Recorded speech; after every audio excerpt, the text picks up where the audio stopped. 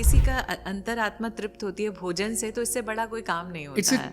You can say It's a therapy. people come from different backgrounds. So the way I told you ना, मैं उस background से आता हूँ जहाँ 2 वक्त का खाना नहीं मिला था, और इतने हद तक नहीं मिला था कि भूख के मारे बैंड बज रही थी. अब भूखा नहीं देख सकते किसी को. Seriously? या उस स्टेज पे मतलब Oh my God. ट्रिक्स कैसी होती पता है, कि आपको हाथ नहीं जोड़ने किसी के सामने, बिल्कुल. राइट. तो आपको दिमाग लगाना है.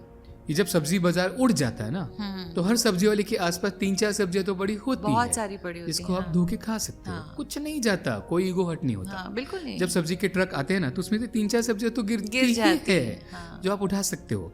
जब आपको एक्चुअल कैश की जरूरत है, आई have done all this. That's why एकदम गर्व के साथ कह रहा हूँ. जब आप सुबह सुबह उठ के 6-7 बजे निकलते हो घर से बाहर चलने के लिए ना, तो कॉर्नर में आपको कांच की दारू की बोतल्स पड़ी मिलती है, किसी भी शहर में रहो.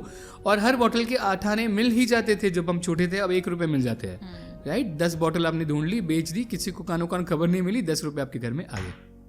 आई have done everything to survive and to feed my people and everyone around me. School के पीछे बड़े हुए पेपर फोल्ड करके भी बिक सकते हैं. एब्सोल्युटली. स्कूल के बाहर परेल में मैं स्कूल में था, सोशल सर्विस मेरे स्कूल का नाम था.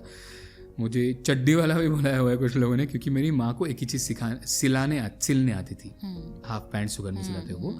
और मैं और मेरे पापा, उस एरिया में ज़्यादा सेल होता था, इसलिए प्लास्टिक बिछा के हम वहाँ पे वो कपड़े बेचते थे. वहीं पे बैठ गए, वहीं पे बेच दिया, पैसा उठा लिया, घर आया. अगर बारिश हो रही है, कुछ और हो रहा है, तो माँ सिलाएगी, रेनकोट पहन लो या प्लास्टिक की नीली वाली थैली ऊपर ओढ़ लो, साइकिल पे बैठ लो, जहाँ तक पैर भी नहीं जा रहा है, आधा सामान यहाँ आधा सामान वहाँ, चल के चलाते जाओ. और जो रास्ते पे बेच रहे हैं उनको बेच के आओ.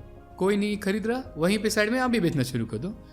तब तक घर पे पैसा नहीं आएगा. इन्हीं लम्हों से गुजर के का मतलब रियली मतलब सही जा रहा है ये टाइटल, क्योंकि I was in 6th standard. कहाँ से कहाँ आपने अपनी ज़िंदगी बनाई.